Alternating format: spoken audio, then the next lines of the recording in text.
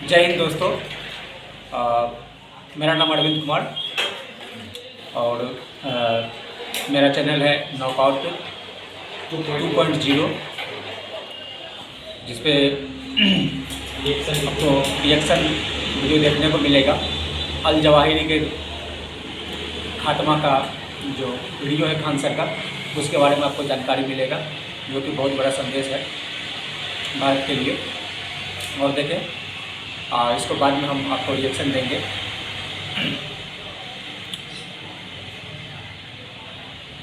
जय हिंद। अलकायदा का सरगना यानी सर्वे सर्वा ऐमान अल जवाहिरी मारा गया। ये 9/11 हमला का एक मास्टरमाइंड था। देखिए, जब 9/11 हमला हुआ था, 9/11 2011 में 11 सितंबर को अमेरिका के वर्ल्ड ट्रेड सेंटर पे हमला हुआ। देखिए, जब अमेरिकन भाषा लिखते हैं ना, तो उससे थोड़ा पहले महीना लिख देता है सब, अब बाद में तारीख लिखता है सब। तो जैसे ये 9 जो लिख रहा है ना, ये महीना है, सितंबर महीना। अभी अगस्त 8वां चल रहा है, सितंबर 9 आएगा, तो सितंबर पहले लिखता है। तो 9 सितंबर 2001 को हमला हुआ था। और हम लोग पहले तारीख लिखते हैं, जैसे हमारे यहाँ हुआ था 26/11 यानी 26 नवंबर, तो हम लोग पहले डेट लिखते हैं, उसके बाद महीना लिखते हैं। आई CBSE वाला जो है सब ना, पहले महीने में लिख देता है सब, उसके बाद डेट लिखता है सब। तो ओसामा बिन लादेन ने वर्ल्ड ट्रेड सेंटर पे धमाका से उड़ा दिया था। उसके बाद से तो अमेरिका इनको खोज रहा था और 10 साल बाद मार के गिराया। 2001 में इसने हमला किया और 2011 में अमेरिका ने एबटाबाद से मार के ओसामा बिन लादेन को गिरा दिया यहाँ पर 2 मई 2011 को। यानी 10 साल बाद अमेरिका ने ओसामा बिन लादेन का बदला ले लिया था। इस बदले में जो एबटाबाद मारा गया था, वो भारत की सीमा से महज 25 से 30 किलोमीटर था। पाकिस्तान के एबटाबाद में उसे मारा गया था। इस ऑपरेशन को अमेरिका के सील कमांडो ने, नेवी के सील कमांडो ने इस ऑपरेशन को कंप्लीट किया था। लेकिन इस हमले का जो मेन मास्टरमाइंड था, ओसामा बिन लादेन तो फेस था, जबकि पूरा बैकग्राउंड पूरी संभालता था ऐमान अल जवाहिरी। ये पेशे से एक डॉक्टर था, ओसामा बिन लादेन इंजीनियर था। तो ये सब पढ़े लिखे थे सब, पता नहीं कैसे इधर चला आया सब यहाँ पर। हम लोग के यहाँ तो छोट मोट गुंडा तबाही मचा देता है, तो देखते हैं विकास दुबे वगैरह, ये जो है इंटरनेशनल है सब, भयानक भयानक मारता है सब, होलसेल में उड़ाता है सब। तो ओसामा बिन लादेन एक फेस वैल्यू था अलकायदा का, जबकि सारा अंदर का ऑपरेशन ऐमान अल जवाहिरी देख रहा था। तो 2011 में जैसे ओसामा बिन लादेन मारा गया, तो अगला जो पूरा इसका सुप्रीम कमांडर, जिसे ये लोग कहते हैं सरगना, वो ऐमान अल जवाहिरी बना। ऐमान अल जवाहिरी को मारने के लिए अमेरिका पहले बहुत बार किया, कई बार इसके प्रयास असफल रहे। तो इसकी टोटल जिम्मेदारी CIA को सौंप दिया गया। ऐमान अल जवाहिरी की रेकी CIA कर रही थी। इसे फरवरी में ही इनपुट मिल गया था कि Ayman al Zawahiri Haqqani group के साथ मिलकर काबुल में शिफ्ट हो गया। तो इसने काबुल के आसपास के घरों की रेकी करने चालू किया। इसने क्या किया, CIA ने महिलाओं को भर्ती किया और वहाँ की महिलाओं को उस एरिया की रेकी करने के लिए दिया गया। तो काबुल के एक बिल्डिंग में पाया गया कि यहाँ ऐमान अल जवाहिरी जैसा दिखने वाला कोई व्यक्ति आता है खिड़की पर।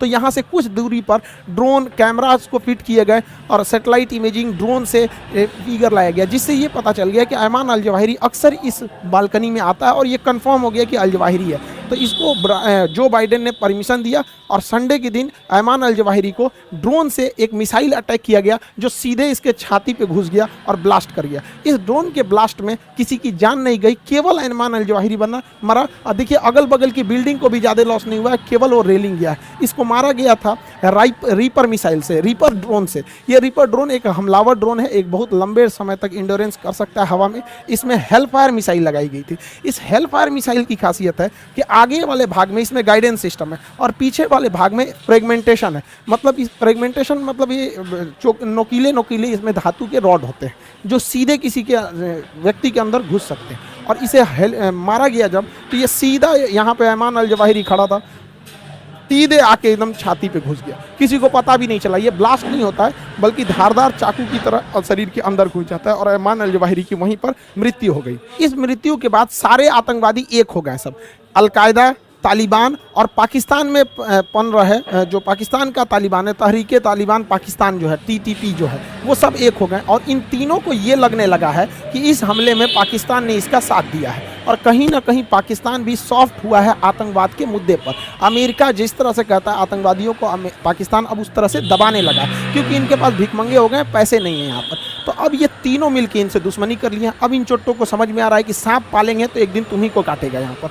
अब क्या हुआ है कि अमेरिका यहाँ पर, इसी बीच बलूचिस्तान, पाकिस्तान के लिए सबसे बड़ा सरदर्द बना हुआ है बलूचिस्तान। 2030 में बलूचिस्तान टूट के अलग होगा। पहला विभाजन पाकिस्तान का हुआ, बना जब 1947 में, 1971 में यहाँ हुआ, 2030 में यहाँ हो गया।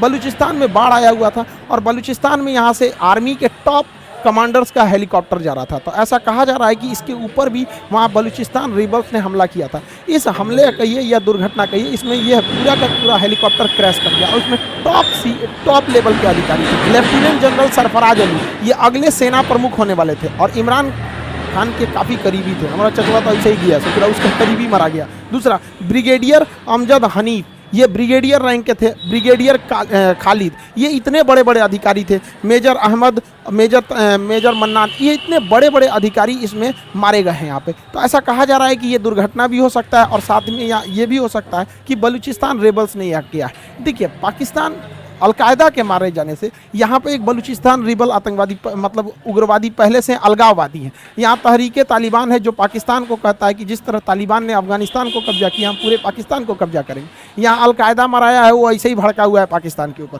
और तालिबान का बॉर्डर डिस्प्यूट चल रहा है। अब सारे आतंकवादियों की वजह से पाकिस्तान क्या हो चुका है, पीस गया है और बहुत जल्दी अब उसका यह वाला एरिया बलूचिस्तान हाथ से जाने वाला है। इसको समझिए कैसे। देखिए, पाकिस्तान के पास पैसे की कमी थी तो पाकिस्तान बहुत बार अमेरिका से कहा, अमेरिका ने तो फ़ोन भी नहीं किया पाकिस्तानियों को यहाँ पर। तो वहाँ के जो सेना प्रमुख थे उन्होंने जो बाइडेन से डायरेक्ट कहा कि हम आतंकवाद के खात्मे में आपकी मदद करेंगे, लेकिन प्लीज़ आप IMF को कहिए कि वो इन्हें लोन प्रोवाइड करे। तो IMF कुछ हद तक विचार कर रहा है लोन का, इसलिए ये आशंका जताई जा रही है कि पाकिस्तान ने भी इसमें बहुत हेल्प किया होगा अमेरिका का यहाँ पर। अब पाकिस्तान के पास पैसे है नहीं, पाकिस्तान का जो फॉरेन एक्सचेंज है, इनके पास कुल विदेशी मुद्रा भंडार एकदम गिर चुका है $8 बिलियन का। इन चोटों के पास $8 बिलियन का विदेशी मुद्रा भंडार है और कर्जा इनके पास $250 बिलियन का। ये चोटा किस यूनिवर्सिटी में इकोनॉमिक्स पढ़े हैं सब हमको नहीं समझ में आ रहा है। औकात है 8 बिलियन की, पैसा लिए हैं $250 बिलियन की और इनका 1 रुपया, पाकिस्तान का 1 रुपया, जो पाकिस्तान का जो रुपया है इतना नीचे गिर गया है कि $1 240 रुपया पहुँच चुका है। तो अब इतना महंगाई अभी हमारे यहाँ देखिए, हमारे यहाँ $1 69 से 80 रुपये के बीच में, 80 राउंड द फिगर 80 से थोड़ा बहुत आगे पीछे की ओर जा रहा है और यहाँ देख रहे हैं 3 गुना भयानक, तो हमसे 3 गुना महंगाई में जा रहा है यहाँ। जबकि आबादी देखिए कितना कम है, उत्तर प्रदेश बराबर आबादी है, ये छोटा सबसे इतनी चूँकि आबादी को नहीं संभाल पा रहा है, सब क्या कहेगा सब इसको। तो खैर अमेरिका कुछ हद तक मदद कर रहा है, लेकिन जैसे अमेरिका मदद करेगा आतंकवादी इनके ऊपर चढ़ जाएंगे सबकी ससुरा, तूने हमको क्या कर दिया, मरवा दिया। अब इनके पास पैसे नहीं हैं, अब ये जाएंगे कहाँ पे, अपनी जनता को भूखे मरने तो छोड़ेगा नहीं कोई भी देश, तो लोन भी चुकाना है। तब ये गए लोग लोन मांगने कहाँ पे, चाइना के पास। कहें लोग कि भैया हमको लोन दे दो। आखिर ये लोग तो अल्टीमेटली चाइना के ही रखेल हैं ये लोग, तो लोन मांगने वहाँ गए, लेकिन हो गया यहाँ खेला। चाइना के पास अभी भयंकर बवाल चल रहा है। चाइना ने पूरी दुनिया में घूम घूम लोन बांटा था, श्रीलंका में बांटा, अफ्रीका में बांटा, बांग्लादेश में बांटा, म्यांमार में बांटा और सारे देश लोन चुका नहीं पाए। अब चाइना के बैंकों के पास पैसा हो गया ख़त्म और जो लोग चाइना के बैंकों में पैसा रखे थे वो लोग गए मांगने कि हमारा पैसा दो, तो बैंक कर रहा आपका पैसा तो श्रीलंका को दिए थे डूब गया, आपका पैसा माली को दिए थे डूब गया, आपका बांग्लादेश को दिए थे डूब गया, म्यांमार को दिए थे डूब गया। अब वहाँ के लोग भयानक सड़कों पे उतर गए कि चोट्टा हमारा पैसा तुम डुबा दिए यहाँ पे। तो चाइना गवर्नमेंट ने सड़कों पे टैंक उतार दिया, कहा कि ससुरा तो नहीं तुम ज़्यादा कूदेगा उड़ा देंगे तोरा टैंक कैसे यहाँ पर, इतना खतरनाक है सब। तो एक तो इनके पास पैसा नहीं है, ये पैसा देने वाले भी नहीं। दूसरा चाइना फंसा हुआ भी ताइवान इशू वाले पर, तो चाइना इनको पैसा नहीं दिया। दूसरा चाइना के लोग पाकिस्तानियों से बहुत ज़्यादा चिढ़े हुए हैं क्योंकि इधर कई ऐसी घटना हुई हैं जो पाकिस्तान के अंदर बम ब्लास्ट हुए हैं, उसमें चाइनीज वर्कर मारे गए हैं और टारगेटेड मारे गए हैं। दासू डैम में मारे गए थे, उसके बाद चाइनीज सब AK-47 लेके ड्यूटी करता था, बस से जो जा रहे थे उस बस को जला दिया गया, चाइनीज जिंदा जल गए वहाँ पे। तो डर के मारे चाइनीज ऐसे लाइन लगा के भागने लगे वहाँ पर, कराची एयरपोर्ट से भाग गए। सोच कहाँ रहेंगे हम चाइना। तो चाइना पाकिस्तान के ऊपर लोन तो दिया नहीं, कर्जा माफ़ किया नहीं, उल्टे लगा दिया $11.6 मिलियन का फाइन कि दे चट्टा कहीं का हमारे नागरिक मरे हैं, सुरक्षा दो नहीं तो इतना पैसा दो यहाँ पर। तो पाकिस्तान के पास तो था नहीं, गरीबी में आटा गीला हो गया। पाकिस्तान को हर हाल में अपना कर्ज हटाना पड़ेगा वरना पाकिस्तान दिवालिया हो जाएगा। इसके लिए पाकिस्तान के संसद ने एक ऐसा विधेयक पास कर दिया कि पाकिस्तान अपने किसी भी एसेट्स को, जैसे हाईवे हो गया, एयरपोर्ट हो गया या फिर बंदरगाह हो गया, इसे विदेशी को बेच सकते हैं और इसके खिलाफ कोई भी व्यक्ति सुप्रीम कोर्ट में नहीं जाएगा। सोचिए कि ये लोग पहले ही सुप्रीम कोर्ट को साइड कर दिए। अब इन्होंने ग्वादर पोर्ट तो बेच रखा है, ग्वादर पोर्ट बचा नहीं, इनका एयरपोर्ट कोई लेने वाला है नहीं यहाँ पर। तो हो सकता है कि ये हाईवे वगैरह को बेचे कि भैया तुम यहाँ से टोल वसूल के ले जाओ यहाँ पर। हद तो तब हो गया वहाँ की महिलाएं इसका विरोध करने लगी, क्योंकि चाइनीज जो थे पाकिस्तानी लड़कियों को लेके जाने लगे चाइना में। किसी भी देश के लिए इससे शर्म की बात क्या हो सकती है। ये पाकिस्तानी न्यूज़ है, देखिए यहाँ पाकिस्तान का झंडा भी है। ये पाकिस्तानी लड़की को गर्ल को लेके जा रहा था चाइना में, यहाँ पर विरोध हो गया यहाँ पे। तो अब पाकिस्तानी लड़कियाँ अब जाएंगी कर्जा उतारने के लिए। यार कोई भी देखो, हम लोग को भी इतना शर्म लगता है देश सुनते कि पाकिस्तान वालों का क्या क्या हाल हो गया वहाँ पे। ये हाल है, और पाकिस्तान के लोग भी देख रहे होंगे तो ये आप ही के यहाँ का न्यूज़ है, ये हमारे यहाँ का न्यूज़ नहीं है। चाइनीज भड़क गया कि हम ले के जाएंगे उसको यहाँ पर। तो ये हाल हो गया पाकिस्तान का, और उसके पास बेचने के लिए कुछ है नहीं। CPEC सड़क में ऑलरेडी उसने कर्जा ले रखा है इतना बड़ा सड़क बनाने में और चारों ओर फैक्ट्री लगाने में। फैक्ट्री तो लगी नहीं। दूसरा ग्वादर पोर्ट इसने 40 साल के लिए लीज पर दे रखा है, तो इसके पास अब बेचने के लिए कुछ है नहीं। अब चाइनीजों का बलूचिस्तान के एरिया में कब्जा होते जा रहा है। बलूचिस्तान खनिज संपदा से बहुत भरा हुआ है, और बलूचिस्तान के खनिज को चाइना निकाल रहा है, और यहाँ बलोच वाले मिल के उसको मार रहे हैं। बलोचों का कहना है कि ससुरा हमको अलग करो, जब तुम हमारे साथ भेदभाव करते हो तो हमको अलग करो। देखिए पाकिस्तान की समस्या समझिए, कोई भी देश को एजुकेशन बहुत ज़रूरी है, और ना उस देश के अंदर जाहिलियत भर जाएगी। पाकिस्तान में जो पंजाबी लोग हैं उन्हें ज़्यादा वैल्यू दिया जाता है। कहा जाता है कि गोरे गोरे लोग होते हैं, बहुत अमीर होते हैं, पढ़े लिखे होते हैं। तो पाकिस्तान में सबसे ज़्यादा वैल्यू पंजाबियों को दिया जाता है, उसके बाद वैल्यू सिंधियों को दिया जाता है। पाकिस्तान में यही दो लोग इज्जत से जी सकते हैं, और सबसे कम वैल्यू दिया जाता है बलोचों को। तो बलोच को इज्जत नाम की कोई चीज़ नहीं मिलती। हालांकि अगर आप ध्यान देंगे तो सबसे ज़्यादा तो पंजाबियों की इज्जत होती है, उसके बाद सिंधियों की, बची कुची जो इज्जत एकदम कचड़ा बराबर देते हैं सब बलोचों को। इससे भी गए गुजरा इज्जत देते हैं सब बंगाल को, पूर्वी पाकिस्तान को। ये बांग्लादेश जिसे देख रहे हैं ये तो पूर्वी पाकिस्तान था। ये पाकिस्तानी इन्हें कहते थे कि ये बंगाली काले होते हैं, इन्हें किसी काम लायक नहीं रखते थे। यही हुआ कि बंगाल में मुक्ति वाहिनी खड़ी हो गई, और 1971 में भारत के सहयोग से यह मुक्ति वाहिनी ने आज़ाद करा दिया, और 1971 में बांग्लादेश टूट गया। यह इतिहास दोबारा दोहराया जाएगा 50 सालों के बाद, 60 सालों के बाद। 2030 तक यहाँ से बलोच भी अलग हो जाएगा।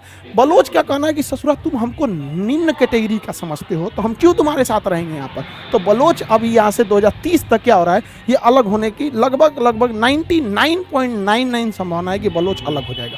तो बलोच को समझिए, बलूचिस्तान जो है ये पाकिस्तान मोहम्मद अली जिन्ना ने ज़बरदस्ती कब्जा कर लिया 1 अप्रैल 1948 को। ज़बरदस्ती यहाँ बलूचिस्तान पे कब्जा कर लिया, तभी से बलूचिस्तान में यहाँ इसका विरोध हो रहा है।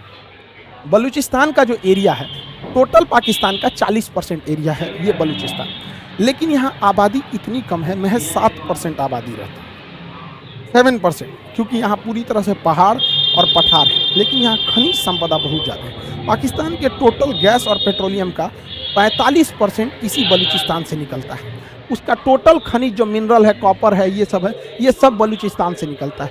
इसकी सीमा अफगानिस्तान से और ईरान से लगती है, इसलिए इसका स्ट्रेटजिक महत्व भी है। पाकिस्तान का दूसरा सबसे बड़ा बंदरगाह ग्वादर बंदरगाह भी यहीं से है। CPEC सड़क भी इधर ही जा रहा है।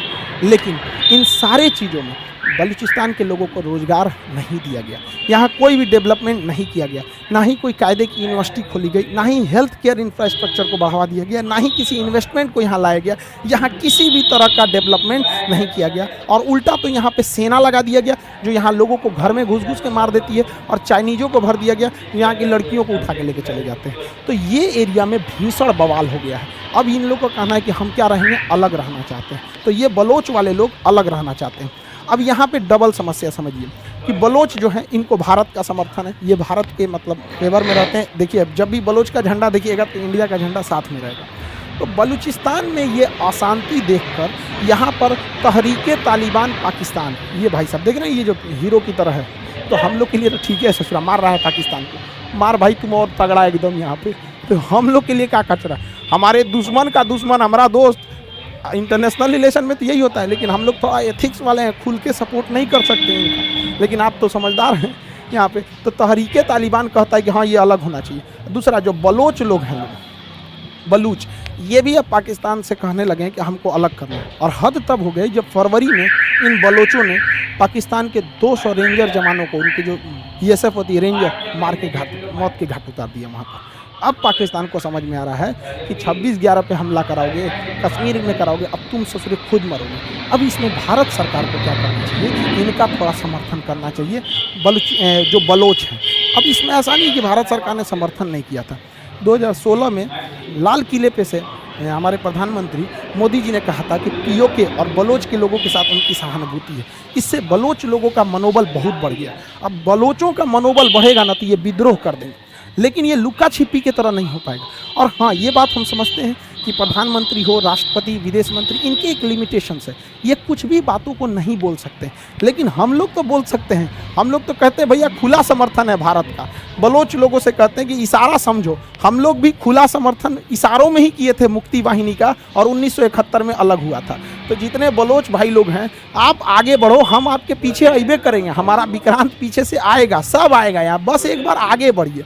सरकार का काम क्या है कि वो खुल के तो कुछ नहीं बोल सकते ना, फंस जाएगी। तो सरकार का काम थोड़ा पर्दे के पीछे होता है। तो हम लोग का काम है बलोच लोगों का मोरल बढ़ाना, तो मोरल हाई हम लोग कर देते हैं। बाकी मटेरियल पहुंचाना सरकार का काम है, हमारी रॉ है, मटेरियल पहुंचा दें। हम लोग के लिए एक फ़ायदा ये है कि हम लोग बोल सकते हैं, कोई दिक्कत नहीं है, लेकिन सरकार चाहती है लेकिन बोल नहीं सकती। आप सब पढ़े लिखे हैं, समझदार हैं, क्योंकि इंटरनेशनल रिलेशन में एक दबाव बन जाता है कि आप क्यों किसी देश को तोड़ रहे हैं यहाँ पे। तो भारत के लिए ये एक बहुत अच्छा दबाव है कि अगर तुम कश्मीर को अशांत करोगे तो ससुरे हम तो तुम्हारा तूरिये देंगे, और हमें तोड़ने में जाता क्या, पहले से एक्सपीरियंस है हम लोग के पास 1971 का, इसी को दोहरा देंगे 2030 में, और तुम्हारे पास तो अर्थव्यवस्था नहीं है ससुरे, खाए भी ना मर रहे हैं यहाँ पर। देखिए, बलूचिस्तान का अलग होना या अशांत होना बहुत ज़्यादा जरूरी है कश्मीर के सिक्योरिटी के लिए।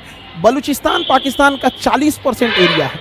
अगर ये अशांत हो गया, यहाँ विद्रोह हो गया आज़ादी के लिए, तो पाकिस्तान को अपनी सेना को यहाँ से बुलाना पड़ेगा कश्मीर से, और यहाँ पर जाके इंसर्जेंसी को शांत करना पड़ेगा, जिससे कि हमें फ़ायदा होगा और कश्मीर शांत होगा। तो कश्मीरी भाइयों की शहादत न हो, कश्मीर शांत हो सके, भारत का कश्मीर भारत के साथ कंधे से कंधा मिला के चल सके, वहाँ भी विकास हो सके। इसलिए कश्मीर के विकास के लिए ये जरूरी है कि एक नए देश का उदय हो, और इसके लिए जहाँ तक हो सके हम लोग से तो जितना बनता है कर सकते हैं। हम मोरल बढ़ा सकते हैं, आइडियाज़ आगे बढ़ा सकते हैं, लेकिन मटेरियल सरकार ले आएगी। बलोच लोग, आप याद रखिए, आपको आगे बढ़ना पड़ेगा। आप एक कदम आगे बढ़ाइए, बाकी सारा काम हम लोग कर देंगे यहाँ से। तो ये बलूचिस्तान का ये एरिया अशांत होना जरूरी है। इससे एक तीर से दो निशान होगा। एक, पाकिस्तानी आर्मी इधर मोबिलाइज होगी, दूसरा पाकिस्तान का जो चाइना का ये जो CPEC का सपना है ये भी धाराशायी होगा। ग्वादर पोर्ट का पूरा पैसा फंस जाएगा। अब ससुरा चाइना, अब चाइना की मजबूरी बनेगी कि उसको मलक्का होके ही आना पड़ेगा, क्योंकि पहले उसका आइडिया था कि इधर से इधर अरब सागर में चले जाएंगे, भारत को बाईपास कर देंगे। अब ससुरे बाईपास करके दिखाओ, और हिंद महासागर में तो उघारे करके मारेगी इंडियन नेवी तुम चाइनीज लोगों को। तो भारत सरकार के लिए बहुत ज़रूरी है ये बलूचिस्तान का मामला खेलना, और अभी मौका बहुत बेहतरीन है बलूचिस्तान वाले लोगों के लिए। मोरल के साथ साथ मटेरियल की भी ज़रूरत है, और बलूचिस्तान वाले लोगों को भी कहते हैं एक बार तो आपको आगे बढ़ना ही पड़ेगा। एक समय था जब पाकिस्तान जो था ना, चाइना के गोद में बैठा था। आइए, हमारा चचवा क्या बोलता था, ये चोट्टा साला क्या कह रहा था कि हमारी और चाइना की दोस्ती हिमालय से भी ऊंची है और समुद्र से भी गहरी है। चोट्टा कहीं का। अब बोलो कि हमारा और चाइना का कर्जा हिमालय से भी ऊंचा है, समुद्र से भी गहरा है, दूसरे के बल पे कूदेंगे। देखिए, मेन आप समझिए गहराई से, कभी भी किसी भी देश को अगर आगे बढ़ना है तो किसी दूसरे देश पे नहीं कूदना चाहिए। एक समय था ये ससुरा अमेरिका के दम पे कूदता था, बाद में चाइना के दम पे कूदा, दोनों ले लात मार दिया। तो ये मोरल है लेसन, किसी को दूसरे देश पे नहीं कूदना चाहिए। यूक्रेन तो कूद रहे थे, मरा गए छुट्टा।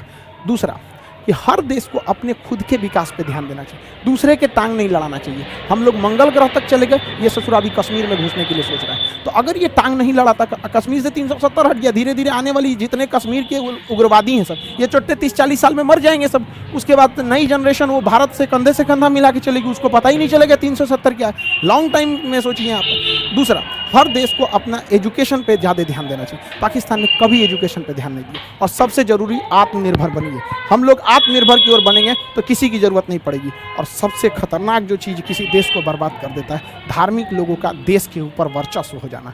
यहाँ फ्रांस देखिए, फ्रांस के राजदूत को लात मारो, इनको मारो, उनको मारो। अरे यार, धार्मिक चीज़ें घर के अंदर की चीज़ है, बट देश के ऊपर धर्म हावी नहीं हो बनना चाहिए, क्योंकि धर्म एक ऐसा चीज़ है जो कभी मतलब आप उसमें आपको प्रॉफिट लॉस कुछ सोचना ही नहीं देता आपको। तो पाकिस्तान में क्या हुआ, यही सारी समस्या हुई, धर्म हावी हो गया।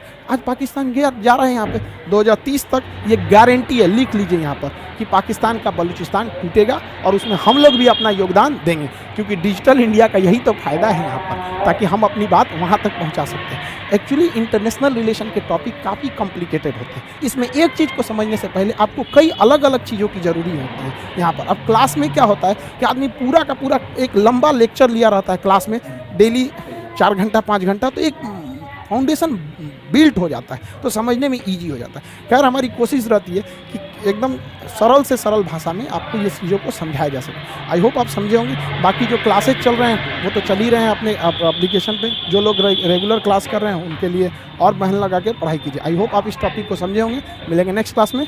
जय हिंद।